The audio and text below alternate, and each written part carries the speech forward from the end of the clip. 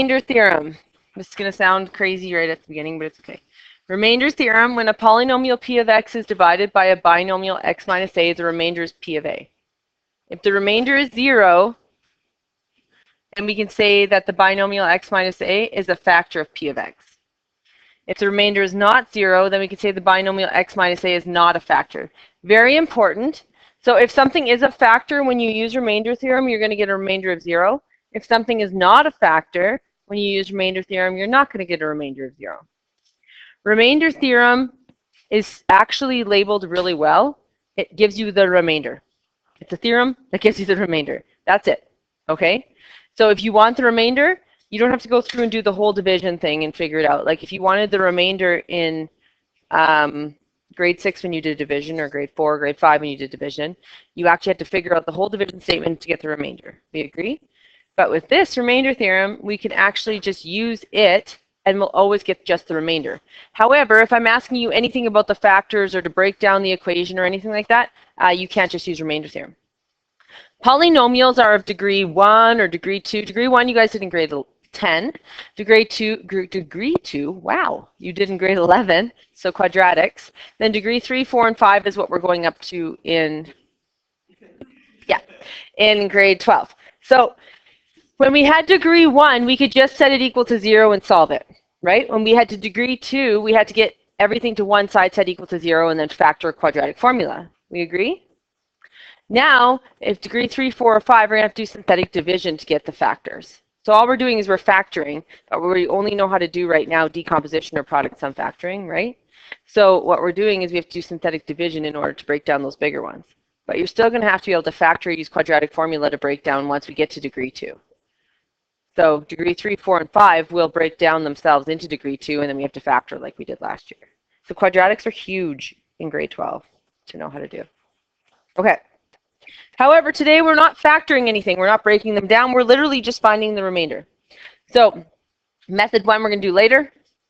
We're going to just do remainder theorem today. So it says number 1, determine the remainder when x cubed plus 4x squared plus x minus 6 is divided by x plus 1.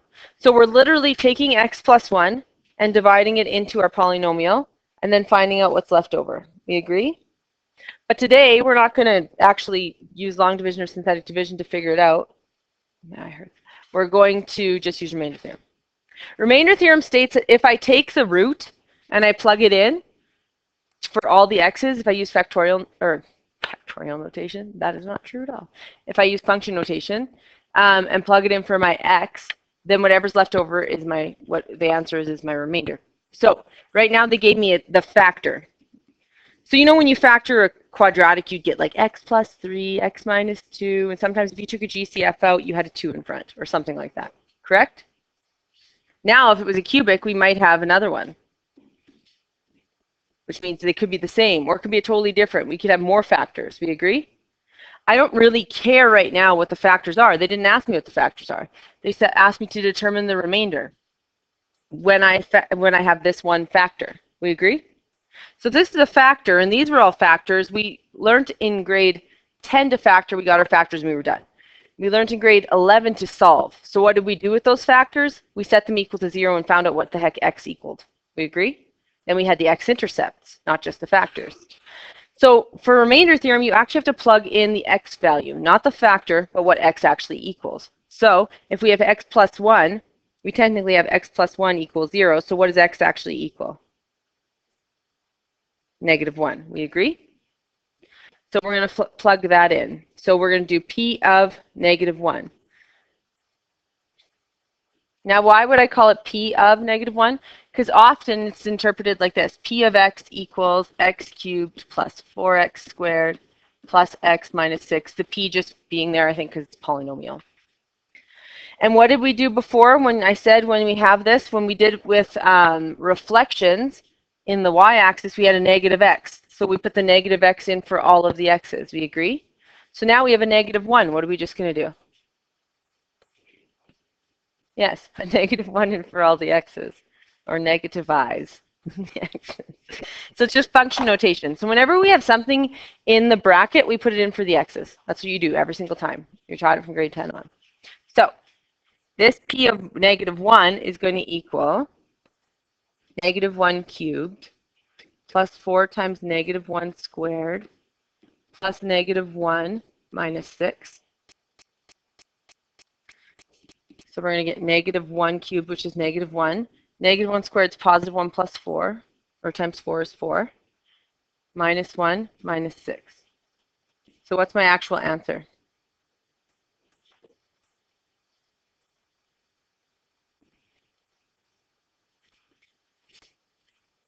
Now, starting in grade 9, you started plugging values in for x and getting y values. We agree? Getting t-tables, like the xy table, so you could graph the whole graph. We agree? Well, what did you do? You plugged a value in for x, and then when you plugged that value in for x, you got a y out. Did you not? And then it was a coordinate, was it not? So if I plug any value in for x into an equation, not only am I getting the remainder, but I'm actually getting a what? A coordinate. So my coordinate is negative 1, negative 4. Is that an x-intercept? What does my y have to be in order for it to be an x-intercept? 0. So that's why if this answer, this remainder is actually 0, then this is a factor because this is actually an x-intercept. Because I'm actually just finding a y value, am I not? Just a y value of the equation. So if this would have been negative 1, 0, I would have known that this is an x-intercept, therefore x plus 1 is a factor of it. But right now I'm getting, hey, my remainder is actually equal to negative 4, which is also my y value on that equation. So if I went to graph this graph, I could instantly put negative 1, negative 4 on it, right? That's a point. We agree? The remainder is negative 4. So is x plus 1 a factor? No. What did this question just ask for? Determine the remainder. So I'm actually done. The remainder is negative 4. But I want you to also write, though, this means, capital, starting a sentence, come on. This means x plus 1 is not a factor of p of x.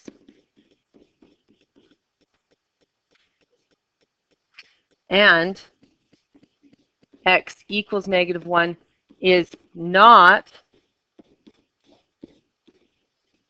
an x-intercept.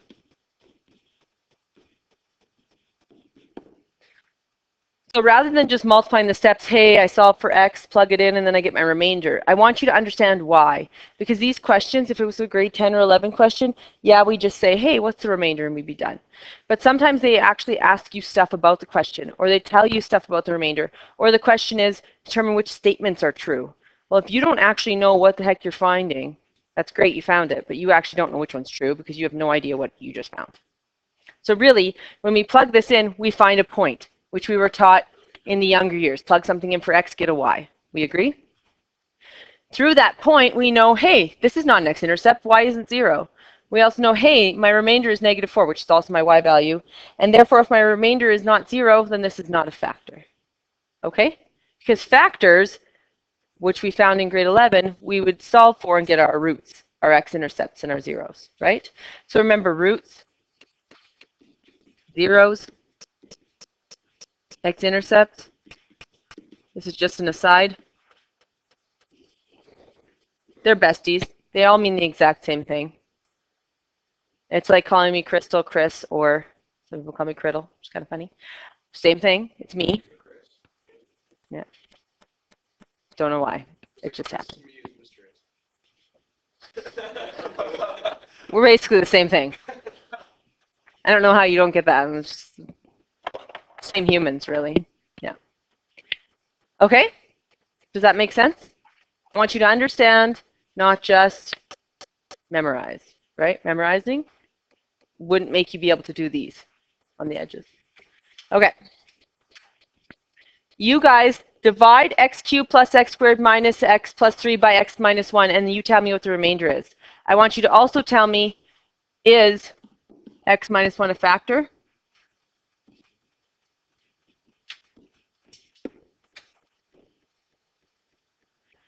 Okay, divide x cubed plus x squared minus x plus 3 by x minus 1. What's the remainder? So x equals what in this case? Just a positive 1, right? So we're finding p of 1.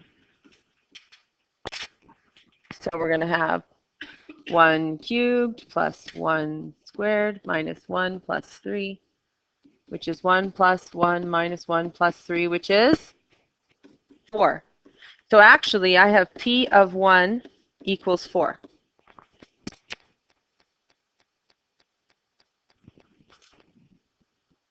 So anything in that notation is actually a coordinate, correct? It's just a fancy way of writing the coordinate what? 1, 4. So is it an x-intercept? So is it a factor? Why is it not a factor? Because y isn't 0, some of the remainder isn't 0, therefore it's not a factor, right?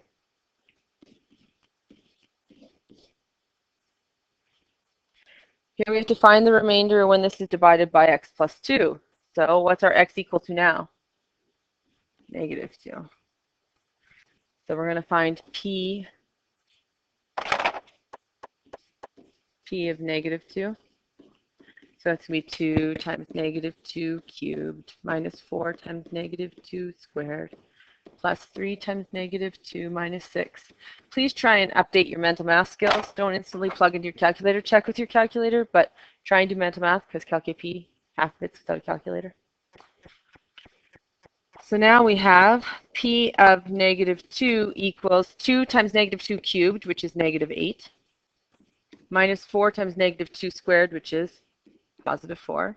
3 times negative 2 is negative 6 minus 6. We're going to get p of negative 2 equals negative 16 minus 16 minus 6 minus 6. So then we're going to get p of negative 2 equals negative 32, negative 38, negative 44.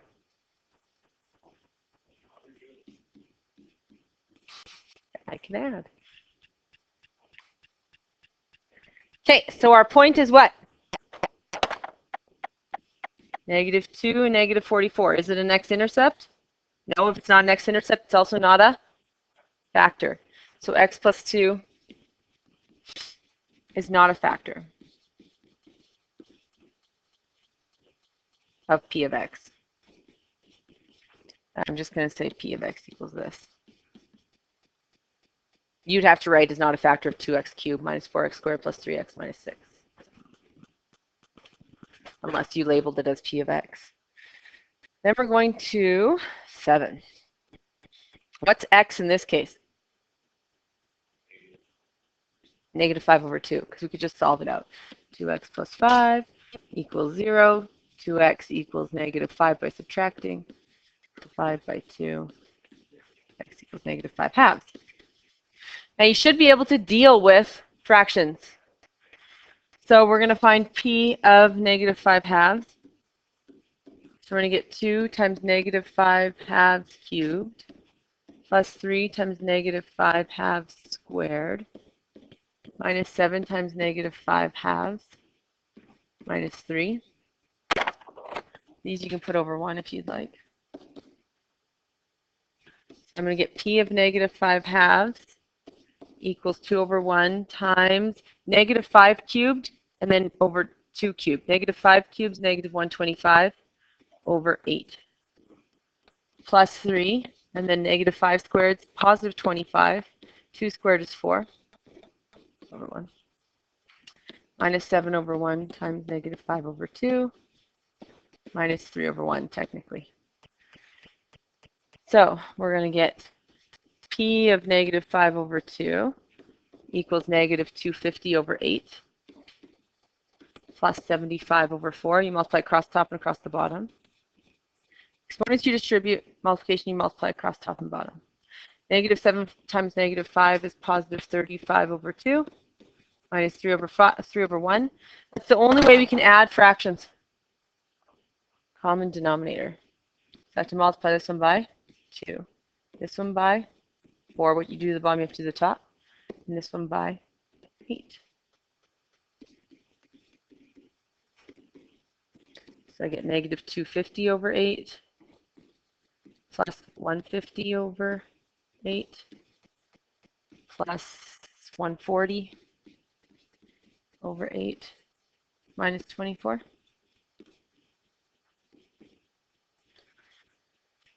So negative 100, positive 40, negative 16, 8, it's negative 2.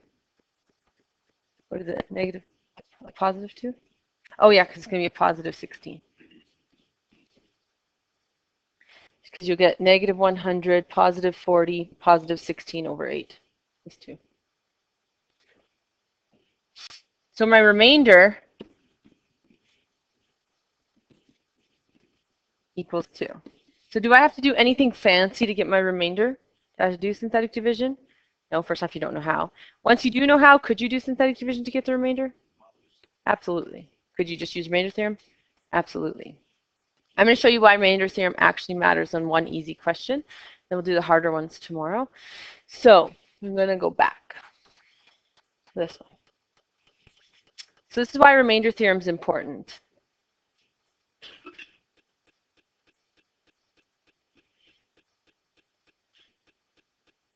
So this one says for number 4, we're not going to do synthetic division. It's harder. We're going to do remainder theorem first. So it says when x cubed plus 5x squared plus kx minus 8 is divided by x minus 3, the remainder is 1.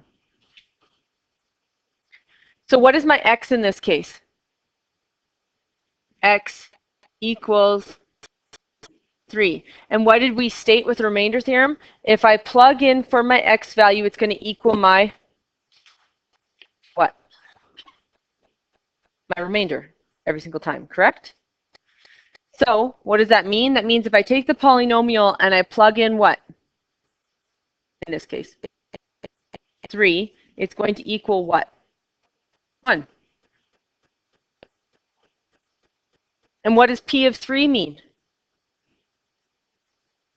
Take the 3, plug it in for all the x is in the polynomial. In this case, we're going to set it equal to 1. We need it equal to something so we can solve for k. So we're going to get 3 cubed plus 5 times 3 squared plus k times 3 minus 8 equals 1. We have to have it equal to something because we can only be missing one thing, right? Can't be missing 2. Then we just solve for k. 3 cubed, 27, plus 9 times 5, 45, plus 3k minus 8 equals 1. And then 27 minus 8 is 19. 19 plus 45 is 64.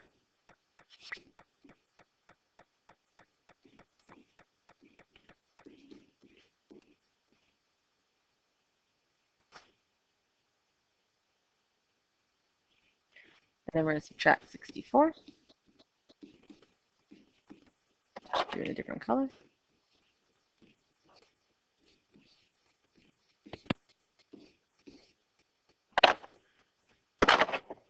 And then we're going to get 3k equals negative 63. So k equals negative 21.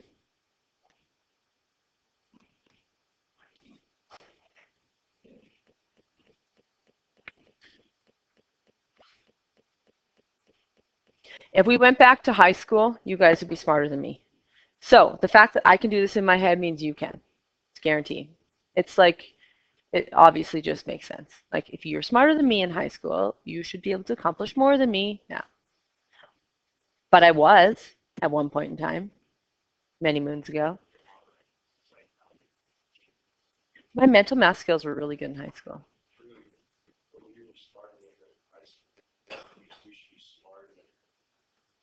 Right. It's a direct correlation. Yeah. I'm not comparing you to me now. I'm comparing you to me in high school. And I had really good mental math skills in high school. You're smarter than me, therefore you should be better than me now. This is a direct correlation. Okay?